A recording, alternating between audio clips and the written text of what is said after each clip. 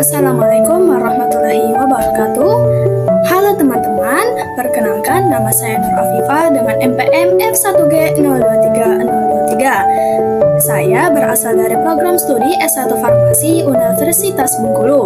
Di sini, saya akan memberikan sedikit ilmu ataupun sharing mengenai edukasi kejang demam pada anak, terutama untuk para orang tua.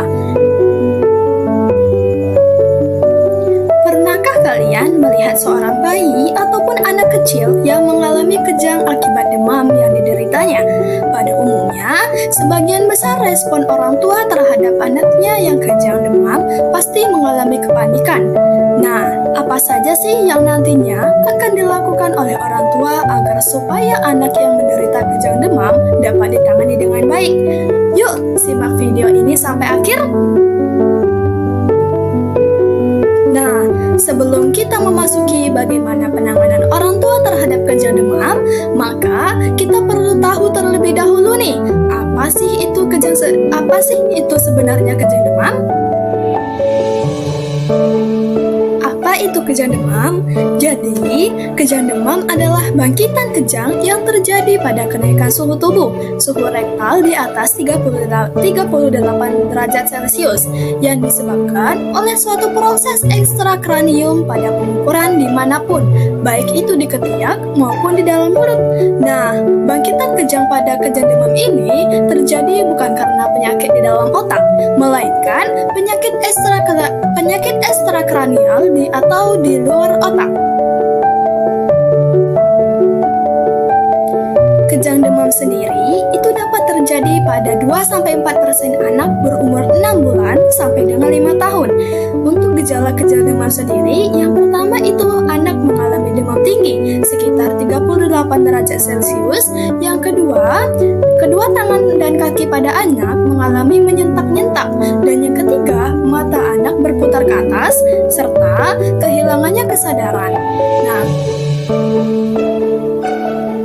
kejang demam itu sendiri dikelompokkan menjadi dua jenis, yaitu kejang demam sederhana dan juga kejang demam kompleks. Nah, untuk mengetahui apa itu kejang demam sederhana dan juga kejang demam kompleks, mari simak video ini sampai akhir. Nah, teman-teman, untuk kejang demam sederhana sendiri adalah kejang demam yang berlangsung singkat, di mana waktunya kurang dari 15 menit dan umumnya akan berhenti dengan sendiri, teman. Kejang demam ini berbentuk umum, tonik, atau klonik tanpa gerakan vokal. Kejang ini tidak berulang dalam waktu 24 jam. Kejang demam sederhana merupakan 80% di antara seluruh kejang demam. Lalu ada kejang demam kompleks. Nah, apa sih itu kejang demam kompleks? Kejang demam kompleks atau biasa disebut dengan kejang lama adalah kejang yang berlangsung lebih dari 15 menit atau kejang berulang lebih dari 2 kali dan di antara bangkitan kejang anak yang tidak sadar. Kejang lama terjadi pada 8% kejang demam. Pada kejang kompleks ini ternyata terdapat ciri kejang vokal. Nah, bagaimana itu kejangnya? Kejang vokal adalah kejang parsial satu sisi atau kejang umum yang didahului kejang parsial. Kejang berulang adalah kejang 2 kali atau lebih dalam 1 hari di antara 2 bangkitan kejang anak yang sadar. Kejang berulang terjadi pada 16% di antara anak yang mengalami kejang demam. Nah, apakah kejang demam yang dialami oleh anak ini tadi berbahaya? Jawabannya, kejang demam merupakan kondisi yang tidak berbahaya dan bisa terjadi pada anak yang menderita demam tanpa menimbulkan komplikasi. Lalu, apakah perlu dilakukan prognosis? Jawabannya tentu saja perlu. Sebelumnya, apa sih itu prognosis? Prognosis adalah prediksi tentang perkembangan atau hasil dari suatu penyakit ataupun kondisi kesehatan seseorang di masa depan. Prognosis yang pertama, kemungkinan berulangnya kejang demam itu dapat terjadi pada sebagian kasus. Faktor resiko berulangnya kejang demam ada beberapa faktor. Yang pertama itu riwayat kejang demam dalam keluarga. Yang kedua, usia kurang dari 12 bulan. Dan yang ketiga, temperatur yang rendah saat kejang. Dan terakhir, cepatnya kejang setelah demam. Bila seluruh faktor ini terjadi, maka kemungkinan berulangnya kejang demam adalah 80%. Sedangkan bila tidak terjadi faktor tersebut, kemungkinan berulangnya kejang demam hanya 10-15%. Kemungkinan berulangnya kejang demam paling besar adalah pada tahun pertama pada anak. Lalu, terdapat faktor resiko terjadinya epilepsi. Faktor resiko lain adalah terjadinya epilepsi di kemudian hari. Terdapat beberapa faktor yang terjadinya epilepsi. Pertama, itu kelainan neurologis atau perkembangan yang jelas sebelum kejang demam pertama. Yang kedua, itu adanya kejang demam kompleks. Dan yang terakhir, terdapat riwayat epilepsi pada orang tua ataupun saudara kandung. Masing-masing dari faktor resiko ini dapat meningkatkan kemungkinan kejadian epilepsi dengan peluang sebesar 4-6% kombinasi dari faktor resiko tersebut. Kombinasi faktor ini dapat meningkatkan kemungkinan epilepsi menjadi 10-40% menjadi level 2. Kemungkinan menjadi epilepsi itu tidak dapat dicegah dengan pemberian obat reumat pada kejang demam yang dialami oleh anak. Lalu, bagaimana sih penata laksanaan kejang demam anak yang baik, terutama untuk para orang tua? Yang pertama, itu jangan panik dan juga tetap tenang. Ayah dan bunda dipastikan jangan panik apabila anak mengalami kejang dan pastikan anak dalam keadaan atau tempat yang aman. Perlu disclaimer, ketika anak dalam keadaan kejang, anak jangan dikerumunin oleh orang banyak. Justru, ketika anak pada posisi kejang, anak membutuhkan oksigen yang banyak, sehingga jangan dikerumunin agar mendapatkan ruang oksigen yang luas. Karena, jika anak tersebut dikerumunin, maka oksigen akan habis terhadap orang yang terdapat di sekitarnya.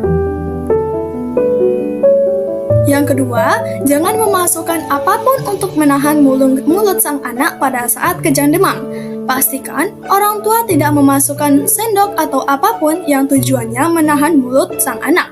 Ketika anak kejang, hal yang lazim bagian rahang anak akan kaku dan kesannya itu akan menggigit lidahnya. Mungkin ini bisa terjadi cedera pada lidah ketika giginya itu menggigit lidahnya. Tapi itu hanya luka yang tidak akan sampai membuat lidah sang anak terputus. Perlu disclaimer bahwa justru kalau kita memasukkan sendok atau menahan mulut sang anak dengan tangan, membuat jalan napas sang anak itu menjadi terhalang. Sehingga anak mengalami kekurangan oksigen sampai badannya menjadi biru atau mengalami sianosis. Yang ketiga, jangan memberikan minum pada sang anak pada saat mengalami kejang. Pada saat kejang, diperingatkan jangan memberikan anak minum, karena air tersebut tidak akan masuk ke dalam saluran cerna, tetapi minum tersebut bisa masuk ke dalam saluran pernapasan, maka bisa terjadi gangguan napas atau paru-parunya terjadi kemasukan air. Dan yang keempat, jangan menahan gerakan sang anak pada saat kejang, serta posisikan anak dalam keadaan miring, karena itu tidak akan memberhentikan kejangnya, tetapi justru yang penting posisikan anak dalam keadaan miring. Sehingga, kalau misalnya anaknya muntah atau air liurnya itu keluar, itu tidak akan masuk ke dalam saluran napas yang bisa membuatnya gagal napas. Dan yang kelima, longgarkan pakaian anak saat mengalami kejang. Para orang tua diharapkan agar melonggarkan pakaian anak pada saat mengalami kejang yang bertujuan agar mempermudah sang anak bernapas saat mengalami kejang, terutama di bagian sekitar leher dan juga kepala. Keenam, turunkan suhu tubuh sang anak. Yang paling penting, jika anak sudah mengalami demam dengan suhu di atas 38 derajat Celcius, bahkan sudah melebihi 40 derajat, maka segera dilakukan minum obat. Pemberian obat dapat menggunakan paracetamol dengan dosis yang digunakan adalah 10-15 mg per kilogram berat badan dan diberikan 4 kali sehari, tidak lebih dari 5 kali. Selain paracetamol, dapat juga menggunakan ibuprofen dengan dosis ibuprofen 5-10 mg per kilogram berat badan 3-4 kali sehari. Dan yang terakhir, jika kejang demam pada anak tadi berulang, pastikan tetap tenang dan jangan panik. Dan jika kejang demamnya berulang, bisa menggunakan obat yang namanya diazepam suppositoria atau yang dimasukkan lewat lubang anus anak dengan dosis diazepam rektal yaitu 0,5 mg per kilogram berat badan setiap 8 jam pada suhu lebih dari 38 derajat Celcius. Tujuannya untuk menghentikan kejang jika terjadi kejang demam lagi. Yang pasti sudah dikonsultasikan dengan dokter. Jika kejang demam ini berlangsung selama 5 menit atau bahkan lebih, maka segera membawa anak ke dokter spesialis anak. Mungkin cukup sekian pemaparan materi saya pada kali ini. Semoga apa yang saya sampaikan bermanfaat dan apabila ada kekurangan serta kesalahan, saya mohon maaf. Wassalamualaikum warahmatullahi wabarakatuh. Terima kasih teman-teman.